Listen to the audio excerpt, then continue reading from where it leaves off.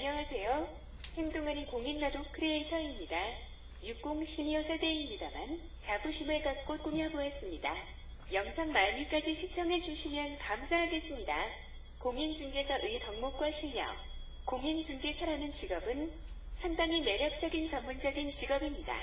다만 아직까지는 사회적으로 인정을 받지 못하는 부분이 있으나 이는 지금까지 부동산 거래에 있어서 기존은 중개업의 행태가 일반 사람들에게 그다지 좋은 모습을 보여주지 못한 까닭이지 않을까 하는 생각을 합니다.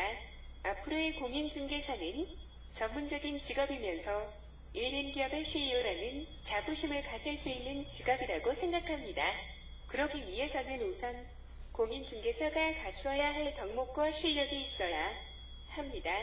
먼저 부동산에 관한 최고의 전문가로서의 공인중개사의 덕목으로는 1. 고객의 재산을 소중히 여길 줄 아는 사람이어야 합니다. 2. 고객의 자산을 관리해 줄 수 있을 만한 믿음과 정직과 신뢰가 있어야 합니다. 3. 고객을 최우선으로 생각하는 친절과 봉사라는 마음의 자세를 갖추어야 합니다.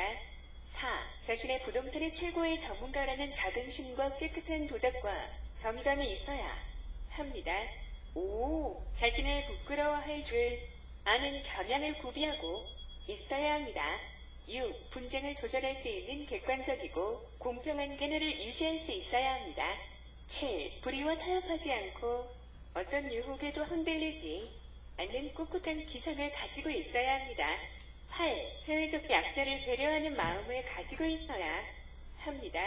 9. 자신의 말을 하기보다는 다른 사람의 이야기를 들어주는 열린 마음을 가지고 있어야 합니다. 10. 자신의 주장이나 말이 혹시 다른 사람에게는 마음의 상처가 되지 않을까 고려할 줄 아는 사람이 되어야 합니다. 11. 말을 삼가하고 생각을 할 마음의 여유를 가지고 있어야 합니다. 12. 다른 사람의 고충을 들어주고 해결해 줄 수 있는 카운실러가 될 수 있어야 합니다. 친절에 대한 이미지 검색 결과 그런 다음에 부동산에 관한 최고의 전문가답게 실력을 갖추고 있어야 합니다. 1. 계약의 당사자 사이에 법률 분쟁이 발생하지 않도록 계약서를 작성할 줄 알아야 합니다. 2. 거래 대상인 부동산을 대하여 완벽한 법률적 권리 분석을 할 줄 알아야 합니다. 3. 거래 대상인 부동산을 대하여 완벽한 경제적 가치 분석을 할 줄 알아야 합니다. 4. 분쟁을 해결할 수 있는 정도의 법률적인 지식을 가지고 있어야 합니다. 5. 경제의 흐름을 읽고 그 결과를 예측할 수 있는 능력을 키워야 합니다. 6. 부동산 종류별 가격을 분석할 수 있는 능력이 있어야 합니다. 7. 경매와 공매에 대하여 완벽하게 그 절차에 대하여 알고 있어야 합니다.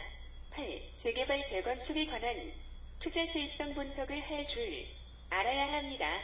9. 지역 분석과 상권 분석을 할 줄 알아야 합니다.